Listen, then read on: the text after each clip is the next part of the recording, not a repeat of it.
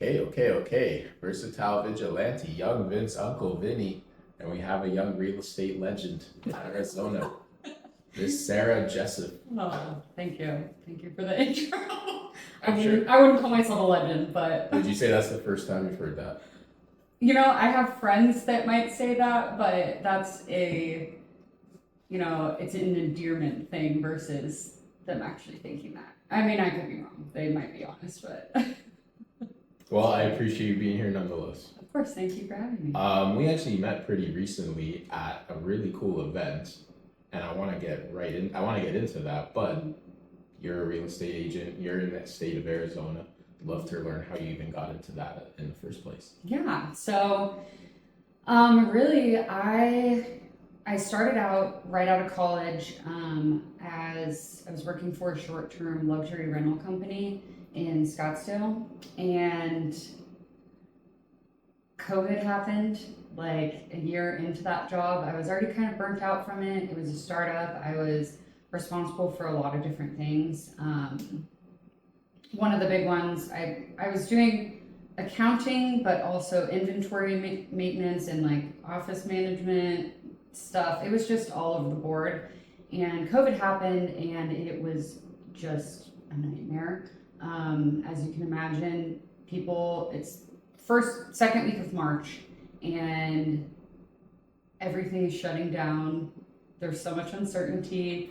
And my boss at the time didn't let us cancel bookings. So people would reach out and say that they wanted to cancel bookings, and it was just very stressful at that time. And I was already burnt out, and so I was like, you know what? I'm going to quit my job and I'm going to go to law school, because that was something I'd always thought about. And I was like, do I really want to get into more student loan debt? I don't really know if that's something that I'm prepared to sign up for. I know that I could have done it, but I was just kind of back and forth. I knew I wanted to do something different. I just didn't quite know what. And I had always thought about real estate as a maybe I'll do this someday type of thing, but I remember being a kid during the crash in 2008, and I knew a lot of people whose families lost their homes, and I didn't understand it at the time, and so it was just scary for me. I'm like, why would I jump into a career where I'm fully commission based and there's always uncertainty? Like, I want something more comfortable. And it turns out I actually thrive on the opposite of what I thought I wanted, because I was feeling so unfulfilled in these other jobs that I worked. And really, the only job that I could remember absolutely loving before that was a sales job because it allowed me to kind of have that achieving, Yes. like the ability to achieve. And although it was stressful to think about starting real estate and the potential of that, I was also kind of in the mindset of the world's ending anyway, so might as well. I mean, it was COVID, so I was like, might as well try it, and the worst that happens is I just end up going back to school anyway. So I got my license, and during that time I was working in a hair salon, just as a office management type of role, or front desk management type of role.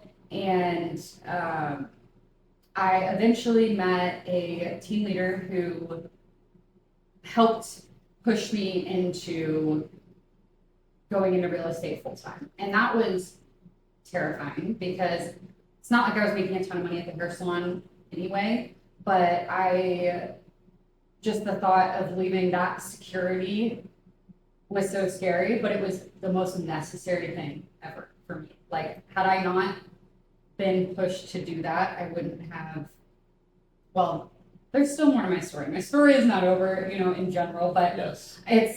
I was encouraged, and I joined that team. I stayed on that team for, I don't want to say too long, but I got to a point where I realized that as much as they had provided me was as much as they would be able to provide me, and I needed something new. And I had kind of been planning what that would look like leaving a team and jumping off the deep end into a single agent role is also super scary because you don't have paid leads, you don't have, a transaction coordinator unless you pay for one. You don't have photos taken care of, and the cost of what you're paying to them. But you do have a substantial amount more back money-wise. And so it was kind of like an uncomfortable, I need to figure out how much I need to leave my team in order to not be terrified, or in a really bad position.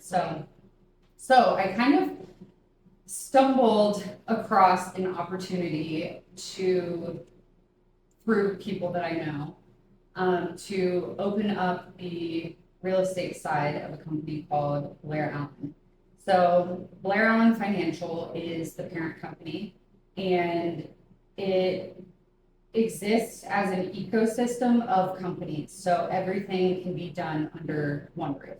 So there's Blair Allen Luxury Real Estate, Blair Allen Mortgage, Blair Allen Insurance, Blair Allen Technology, Blair Allen Capital, probably missing one, but property management as well. And the idea is that it makes the consumer experience a lot smoother because they can get everything in-house. You're dealing with the same people, sometimes the same people for, mortgage and real estate and everything. But there's a much bigger vision than just being a real estate agent when I think about my future. And this provided me an opportunity to do something that I was also really scared of. So at this point, I've been in real estate for 5 years. So I had my footing. I know what I'm doing. I've handled many transactions at this point.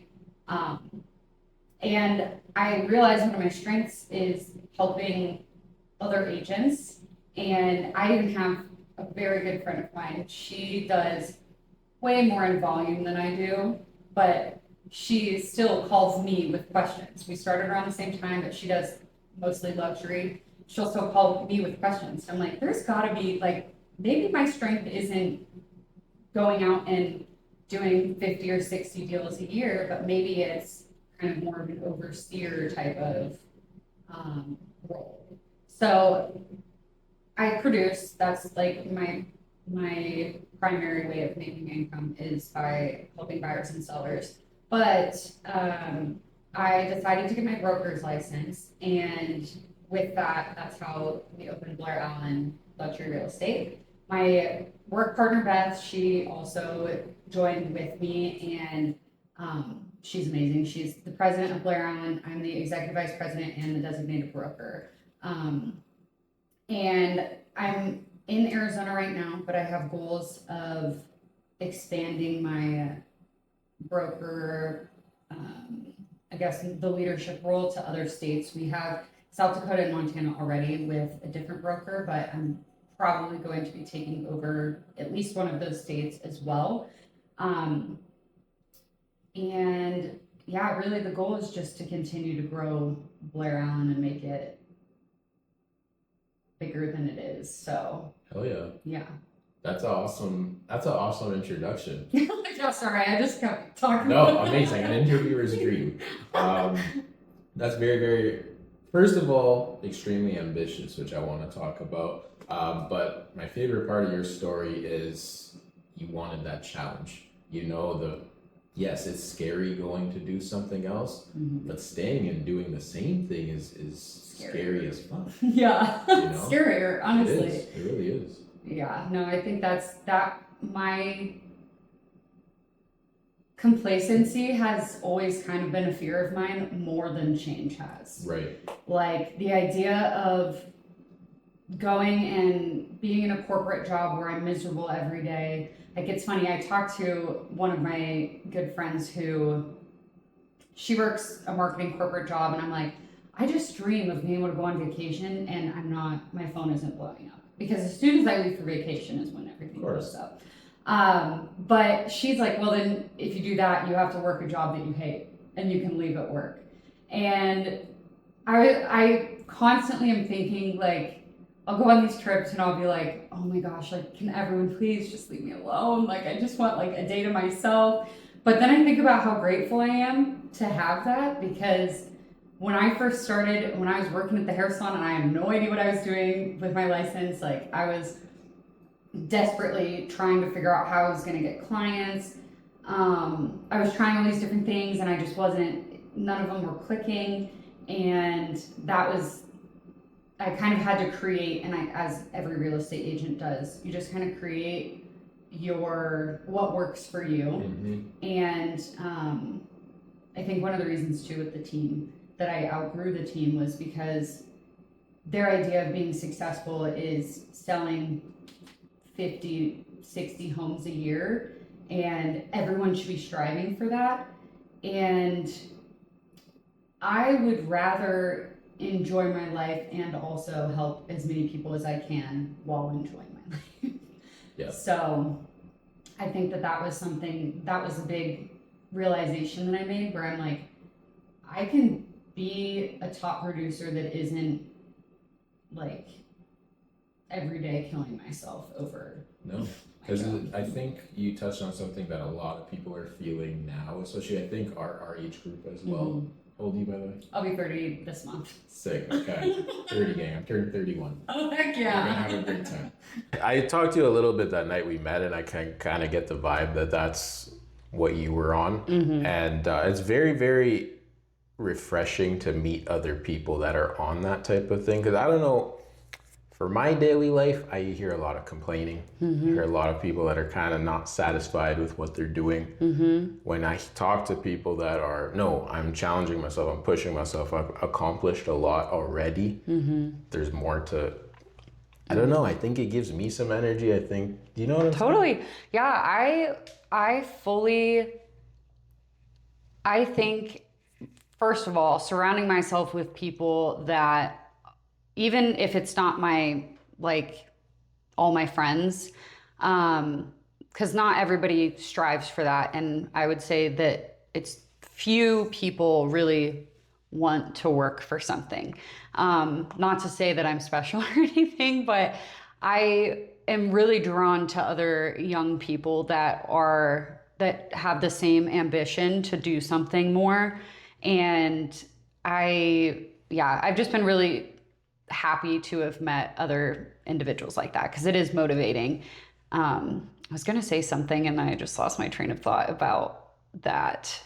We'll get back to it. Okay. I'm sure. Was that kind of the inspiration, though, of the event that you now throw? Yeah. So AZ Offline was an idea between one of my good networking friends. We actually are from the same hometown, and we didn't know each other well when we were younger. We went to rival high schools, but we reconnected. He actually crashed my birthday party a couple years ago, and randomly he invited me to this networking group, and it was like, it's a mastermind. We still meet every single week, but we're the two of the younger people in there, and we were just realizing there are spaces for this, but there aren't a lot of them. And I think that people our age and younger, especially people younger than us, are looking for opportunities to connect in real life. Mm-hmm. And that was something that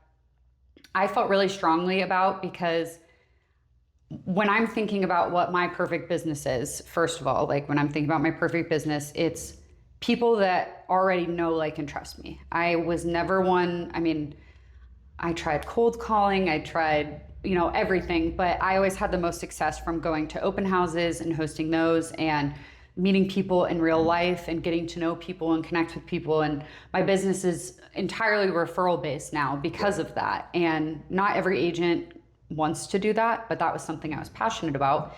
And in thinking about, okay, I want to grow my brokerage and I would like to get more clients and really just meet people and facilitate friendships and connections that might be valuable. And we talked about it a little more, and we were like, we could do that. Like, it's going to take work, but it's, something, we're both people. We could talk to anybody, and all we had to do is really create a space, and people came. So We are doing our 5th event this month on the 25th of August. And I'm super excited because we started at the beginning of this year and we'd kind of just been chatting about it. And we're like, oh, maybe we could do them quarterly. Maybe we could like just try it out and see how it went. And then we immediately jumped into it and we were doing them every single month. And people were like, are we doing this again next month? And that was really exciting to see. So, but we did realize, I mean, people really were craving that because it's not like we're doing any type of facilitating other than giving the space and inviting people. And something really fun and unique about our group is how many different industries are there. And I've gone to other ones. It's a lot of real estate agents, a lot of financial planners, a lot of mortgage brokers, CPAs, and obviously they all deserve to network as well. But it's really interesting how many different industries we get that are, I mean, we have people that work in politics. We have people that are in, you know, all of the regular networking spaces. But I'm trying to think of some of the other healthcare recruiting, people who work for computer companies. There was someone promoting a board game. Yeah, that was fun. He actually invited me to play again last night, which was kind of funny, like virtually. Somebody promoting a board game. We have like authors promoting their books and people in all different industries. And I think, I don't know about you, but I love the idea of working with people that are around my age. Oh yeah. Like, all the people that are at these networking events, typically, like the networking masterminds, are older. They have full businesses. They've been there forever. They run in the same groups. We wanted to expand that out to people who aren't already in the networking space, because I think we kind of got in and we were realizing like, oh, there aren't that many people, and it's all the same people that go to all the same events. And you know, if you hear networking mixer, if you're not somebody who's a networker, you're like, why would I do that? Right.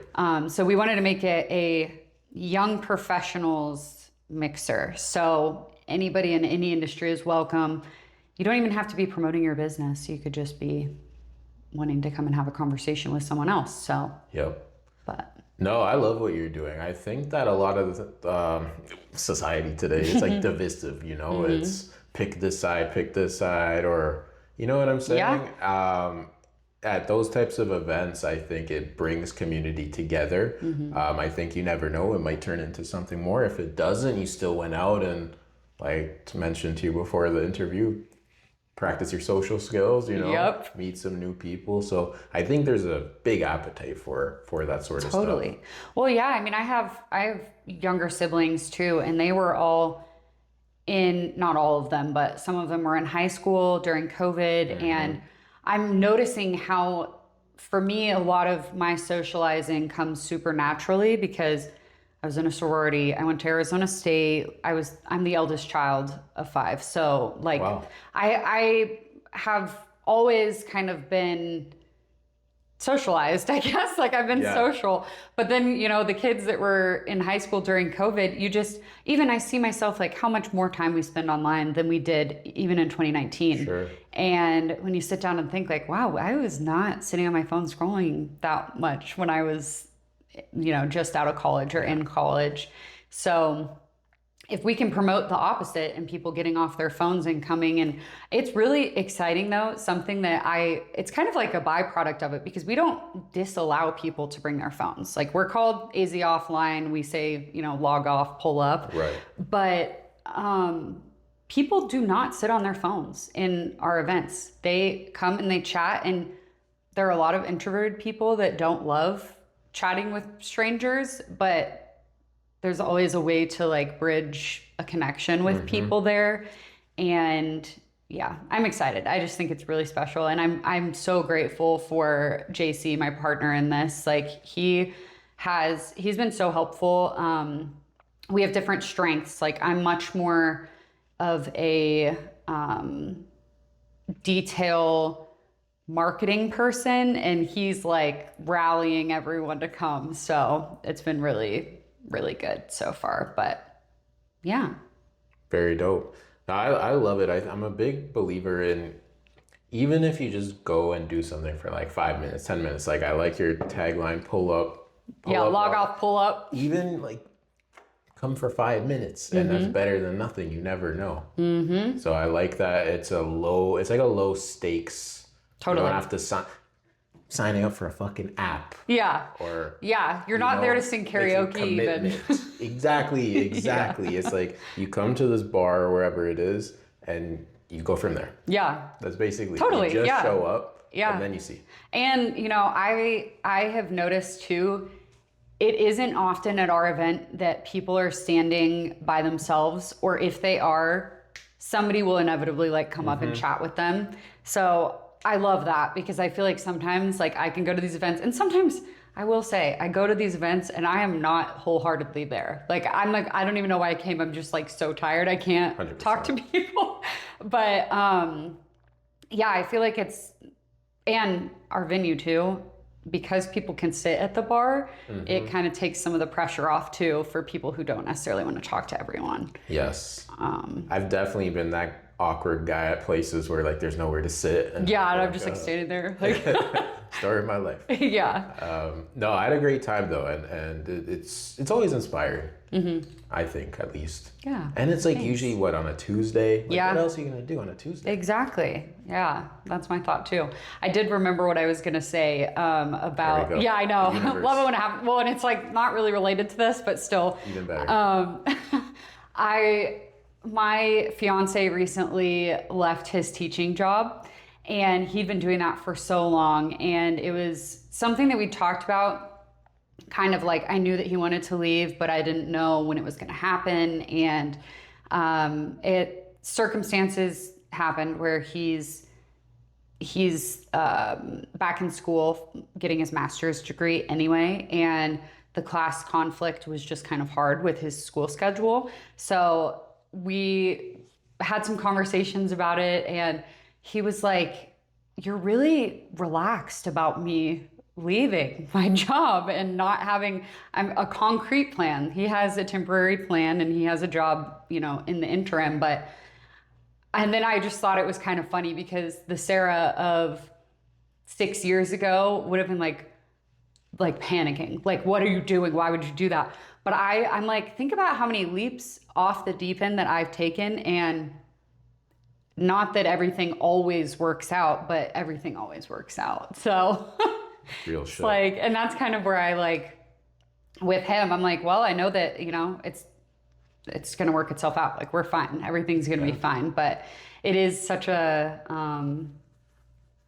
it's funny to look and see how much I've grown in those ways that I'm not like thinking about them every day, but I'm like, yeah, I'm shocked that I left my team and opened a brokerage and I have agents under me. Like, that's not something I ever thought that I would be capable of when I first started real estate. So, but super real, super real. Because also you don't start there. Like, you have to go through that panicky whatever, and then learn about yourself, and then you learn that panicking actually doesn't help at all. Yep. It only hurts. It never helps. Yep. And it's crazy that you bring that up. I was literally talking to my mom about that today. People always say that, like, so what are you going to do after this? Or what's your plan for this? We're not there. I have to make it happen. Like, the plan needs to be put into place. Like, he's got a plan. It's not at the final stage yet. Yeah, exactly. Well, and the thing too, like, if he had continued in that job, like I was talking about complacency earlier, and that was why I lost my train of thought, because that was the specific anecdote, but he spent so long wanting to leave, and it was just hard for him, and he finally had a situation where it's like, well, I have to, because if I want to step into my next phase of life, I have to leave this. And it was scary, but I'm so glad that he did it. And I can already tell he's so much less stressed about it. And, and it's like, whatever happens, like, we're in it together anyway. So that's what a great relationship is. Yeah. No, that's amazing. Because also too, it's like, oh, what are you gonna do? What are you gonna do? Like, you know exactly where you're gonna be in 5 years. That kind of sucks, if you ask me. And B, you Yeah. don't know exactly where you're gonna be. Yeah. It's not true. Yeah. You know? Yeah. So It's like, yeah, you don't have, you can have goals, but like when I think about, 5 years ago, I should look because I'm a meticulous goal setter. Okay. And even if I'm not, like, I keep record of everything. And there's goals that I haven't hit, but then other ones that I didn't anticipate. Like even looking at my year last year, I had absolutely no idea that I was going to leave my team in September until 2 weeks before it happened. Yep. So, yeah, I mean, things happen so quickly too that you just can't. I don't know, but I should look back and see what my 5-year goals were when I Definitely. first started to see how everything is shaking out. It's like a time capsule. It is. It really is. Haven't thought. I mean, I look at my goals every year and like think about how far I've come, but I think that would kind of shock me. So I highly recommend it. I think that would be sick. yeah, That's also a really good point too of like the being driven and ambitious and not settling is excellent, but it also has to come with some reflection, you know? I feel I'm in the corporate world, so I'm very critical of it. What I see every day is just move forward no matter what and fuck whatever gets in the way and whatever I do is justified because I got to the role. I don't really believe in that. I think you have to think about what you've done and where you've been. Exactly. Yeah, I agree. I think, and that was something that I kind of started to do, and not in a like to discredit the things that you've done, but in a reflective, like, wow, all this work that I put in right now, it might not feel like I've made it that far, but if I look back at where I was a year ago, 2 years ago, 3 years ago, how much has changed, and how many of those clients I worked with 3 years ago am I working with again right now that I never would have anticipated? Because when you're first starting real estate, every single client is like you need them. Like you're like, I need you so much. And it's hard to imagine like that these people who are buying houses now are going to want to sell them in the next couple years, but it happens, and they have referrals and everything. And parts of my business that I didn't know would naturally grow, or I didn't believe would naturally grow, really took off. So it's kind of crazy, but it's crazy, and it's also so simple too. Like I think people want to work with others that they trust, and you know, and a question I wanted to ask you, like you're a real estate agent, you're obviously well versed in real estate topics. Would you say being a real estate expert is more important, or being good at dealing with people? Ooh, that's a really good question. I think they're both equally important. Okay. I think you can be a very successful real estate agent and not care about people at all, which is very unfortunate. And I have experienced a couple transactions with people like that. What do you think that means? Like just selling a poorly built house or something like that? Well, there are a couple different ways. So one of them is when they're lacking communication with me, and I never see how they communicate with their own clients. But if they're lacking communication with me in places that I think it would benefit their client, like giving me a call before submitting an offer on one of my listings to let me know that they're submitting an offer, they could lowball me and give me a call, and my clients might be more likely to consider it than lowballing me and just like dropping it in my inbox and not even texting me about it. Sure. And I've noticed that that's very common, and there are different, I mean, people work well with different types of people too. Like I love first-time home buyers. Really, I'll work with anyone, and I'm good with all different types of people and navigating different types of people. But I know a lot of agents, they like just working with investors because the investors are cut and dry. There's no emotion. I like the emotion. I think working with a first-time home buyer is the most fun and exciting thing ever because they're doing something so big and they're scared, but they're excited. And so, you know, on the buyer side at least. But I've just noticed in a lot of these situations, agents might know their stuff. They might be experienced. They might have been doing this for a long time, but the lack of care and attention given to the transactions is doing their clients a disservice. I over communicate. If my clients tell me, hey, this one is our favorite house, we haven't even seen them yet, they're telling me that that one's their favorite house, I'm going to reach out to the listing agent then and there, ask if they have any offers, you know, get as much information about them, ask why their clients are selling, and they might not tell me, and that's fine. But as much information as I can get to show that my clients are interested is going to give me a leg up over any competing offer that they just drop in their inbox. Right. So, but. No, it's huge. I do think customer service has decreased a lot in a lot of industries. I think we're just so money hungry that it's like, again, whatever it takes, let's get it. I think that style is quite refreshing, what you're talking about, because no, man, you're dealing with people. Like, let's try to help. Yeah. Let's do a good business transaction, but let's do it in a human way.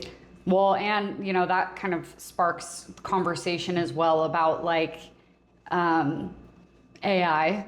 And there are a lot of people talking about how, you know, oh, AI is going to replace real estate agents. And I think that it is such a personal, important transaction. You know, there might be some people that are replaced, or some, not some agents, but some people might replace a traditional agent with AI because I don't know why you would do that, because right now it's just all numbers. Yeah, it's just like they just want their number. Yeah. But I think in general, the personal touch that you get from working with someone who truly cares about getting you the best deal and making sure that you're satisfied and going over all of the inspections, and when they're listing your house, they're like, I have vacant listings that I go and I take care of the houses when they're, you know, out of state. Like that, and that isn't something I sign up for, you know, it's not something that's in our contract, but it's a matter of like, okay, I want to get this house sold. You go to look at OfferPad, you look at Open Door, any of these other brokerages that basically just list it and let anyone use a keypad and come in the house. Like, you're not getting that same level of attention, and those listings sit and sit and sit until they eventually sell for way less than they would have if you would have worked with an agent. So, but I think especially like first-time home buyers, I don't see real estate agents going away. I think our job is important. No, it's a crazy fucking conversation to have. Like, are we serious? Like, who's gonna be able to buy anything? Like, whatever. Yeah. You know? The AI thing is funny to me. I think it also exposes people that, again, are just in it for the money. I'm sorry. Yeah. Yeah. To me, it's a turnoff. No, totally. I think for the average person, they're like, why would I want to, you know, if it actually made the experience easier, but we're not there yet. And I don't think that we will be at a point where people will feel comfortable enough giving up the human part of it. Right. And I think also we're not seeing the consequence yet. Like, it's like this cool thing right now. Oh, my God. You mean the 118 degrees it is outside? There you go. There you go. For one. Damn. Yeah. Data centers. Yep. You know, it's one of those things, like, you can't say that, well, you can say whatever you want, but you can't tell me that this is a flawless program or like, oh, no, it's better. How? Yeah.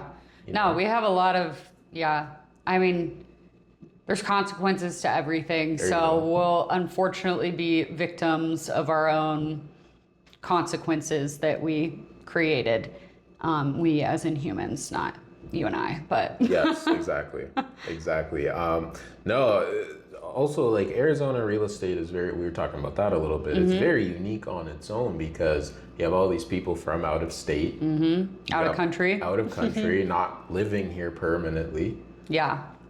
Yeah, we have, I mean, loads of snowbirds, and our seasonality is different from other parts of the country, especially the Midwestern states. Like, summertime, super busy in the Midwest. Here, it's pretty busy all year round, but we do, and this varies for agents, like different agents, of course, but it's crazy how busy my summers are, even with it being as hot as it is. Like, they stay pretty busy. My slowest month is December. and which I'm always grateful for because I get to spend time with family. For sure. But yeah, our market's really unique though. I think back in 2020, it was hot. The whole valley, didn't matter what city you were living in or moving to or from. It was, houses were flying off the shelves. We had, 5,000 homes for the 5 million, more than 5 million people here. And we, over the last couple years with rates rising, we kind of held steady with the higher prices, but the rates are phasing a lot of buyers out. A lot of buyers are really struggling, which is the case for a lot of places around the US. But it's interesting because Phoenix kind of shifted to a little bit more of a buyer's market for a while, but it's so neighborhood specific in a way that it wasn't back in 2020, 2021. Like you could be in one part of Scottsdale that is so slow market wise, and then you go a couple neighborhoods over and it's booming and houses are flying off the market.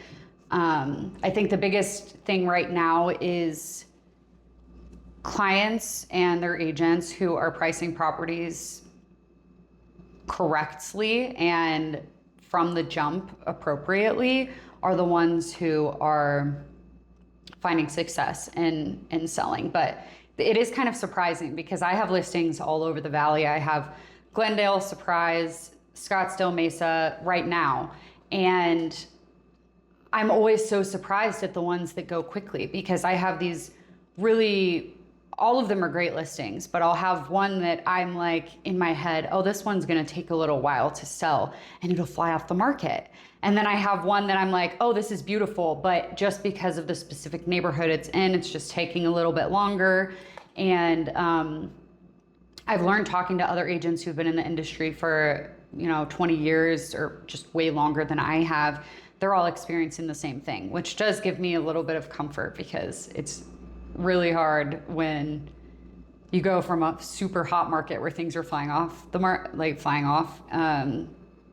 like all the listings are selling super quick to suddenly everything's sitting and you're like, am I a bad listing agent? Did I do something wrong? But it's just the nature of it right now. So yeah, and I think that's like at the core of a salesperson too. Like, listen, man, sometimes you're selling in a very difficult selling environment. Yeah. And if you stay confident in your abilities, it'll always turn around. Totally. But I think it breaks a lot of people. It does. And I think it's changed the way that I've communicated with my sellers. I mean, every market is something different. Like you have some sellers where it's like, how quickly, or some markets where you're like, how quickly can you be out of the house? Because if we list it this weekend, it's going to sell this weekend. Like, how quickly can you be ready for that? And then you have these conversations now where it's like, your house could be priced totally appropriately and will still sit on the market for, 3 weeks before we get a lot of activity, which,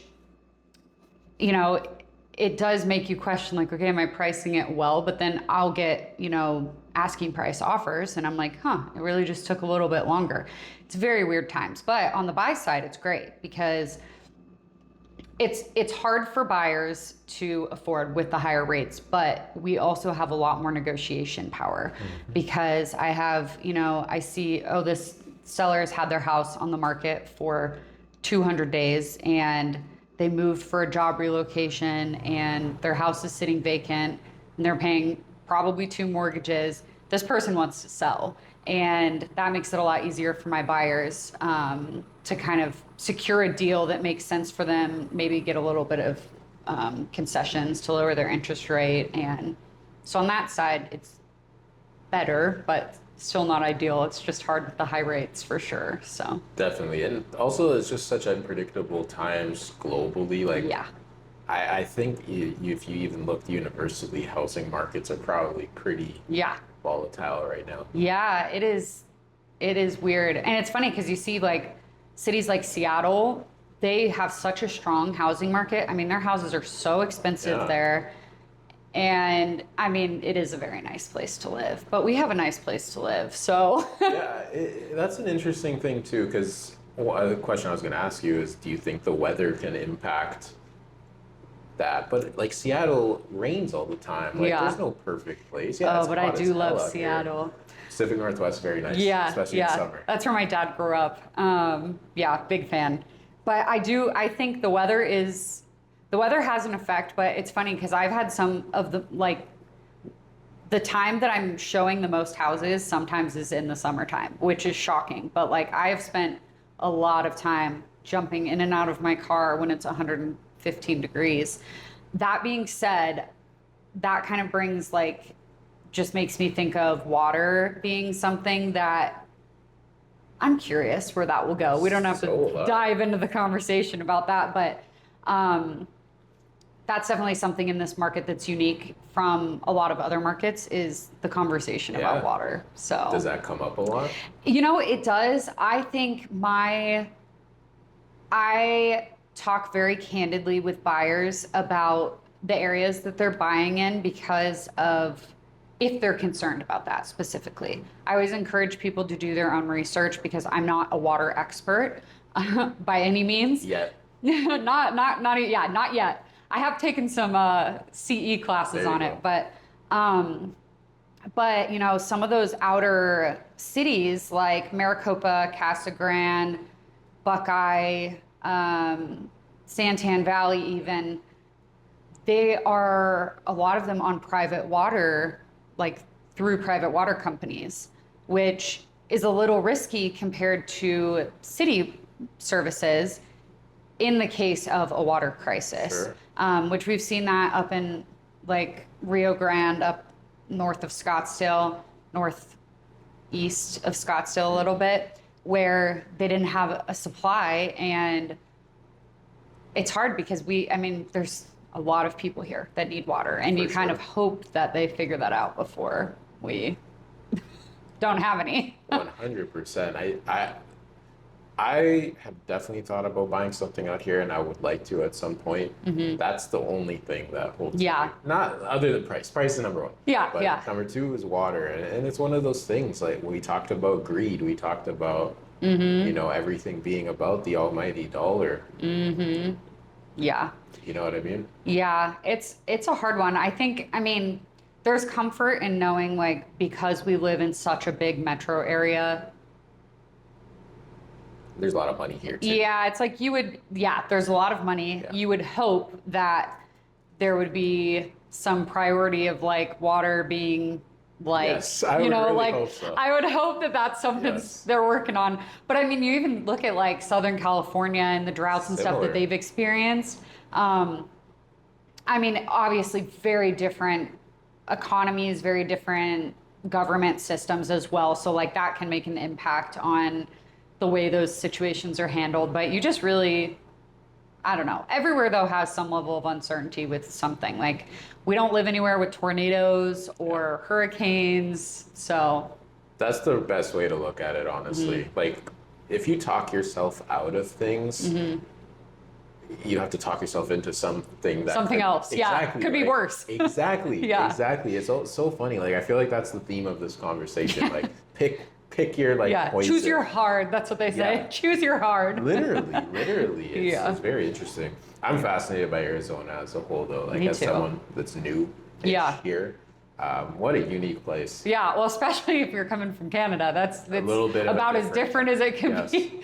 That's how it felt moving here, though, from Indiana too. It's like I remember so vividly the first time I came here, and even just like the feeling of the dry heat versus the humidity that I was coming from. It was like, I was like, what is this place? Like, this is just nothing like what I could have imagined. Mm-hmm. So it is a really neat place, though. It is. Do you ever see yourself picking up and going somewhere else? Maybe someday.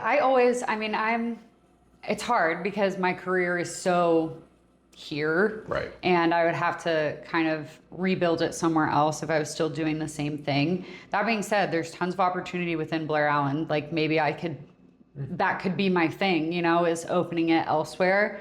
I do love the Pacific Northwest. I love Boston. All the places that I love are really expensive. So it's I would love to live in Europe at some point. That's definitely up at the top of my list. But there is, that would have to be a situation where I don't have to work. So, Yes. or could divert to do something else, but I can't imagine doing anything else at this point. Good for you. Yeah. You feel you're happy and enjoying Yeah. what you're doing. Yeah. Good for you. Yeah. That's it's honestly a little uncommon. Yeah, no, it is. So, And good for you know, you. that's today. Sometimes I hate it.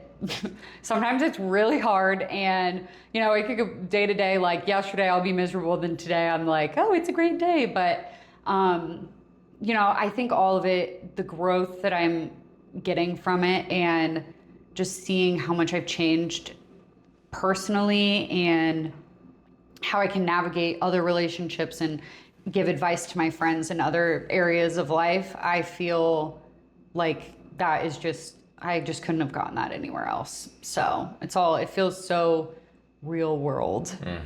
But Good for you, man. I'm very happy for you. I'm very proud of you. I just met Thank you. you. But I'm very proud of you. Like I said, to see other people doing well, I think is inspiring. So thank you. Keep it up. Yeah, you too.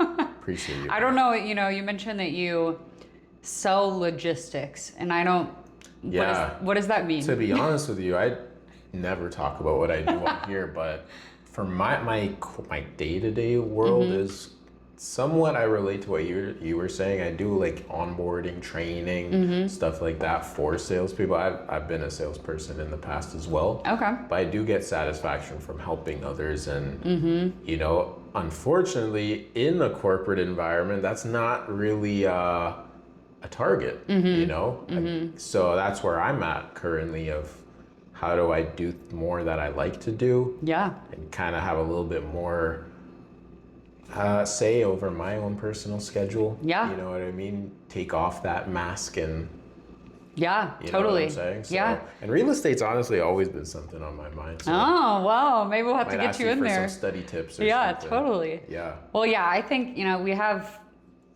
one life, and you can, this is so cliche and obvious, but it's something I think about all the time. All the time. You can continue doing what you're doing, or you can try something different and take a risk. Like you have one shot, one opportunity, you know, like Eminem said. Shout out Eminem.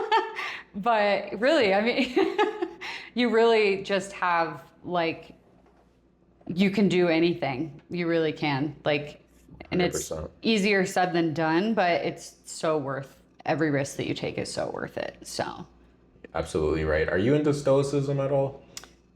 no. Somewhat? Okay, I think you would enjoy that. Yeah. I'd love to hear more. I'll send you a book recommendation. Okay, But it's cool. all about that. It's like, it's all in the mindset. It's all like, if you think, oh, I'd be way happier over there, it's not true, because you're still you. Like, you're Yeah. still, you know what I'm saying? So in those very difficult moments, you got to stay cool, Yeah. because that's going to take you to that next moment. You know? Totally. So I feel like you would fuck with it, for lack of a better term. Yeah. So I got I'd be you happy. on that. Yeah. Happy to read something on it. So, Okay. cool. Good. Sarah, I appreciate you, man. This has been an awesome conversation. Yeah. Is there anything you want to promote? Anything you'd like to plug? I mean, really, our next AZ Offline event is a big one. I'll be there. Yeah, awesome. I love that. Yeah, August 25th, 6 to 8 p.m. at Kill Club Scottsdale. And another thing too, if you're a real estate agent and you're looking for a change in your brokerage, or you want something more new or a different opportunity, I'd love to have a conversation with you. So, Dope. Hit Yeah. up Sarah for sure. Real estate legend, like I said at the beginning. VersatileVigilante, you know what time it is. Let's get it. 2026.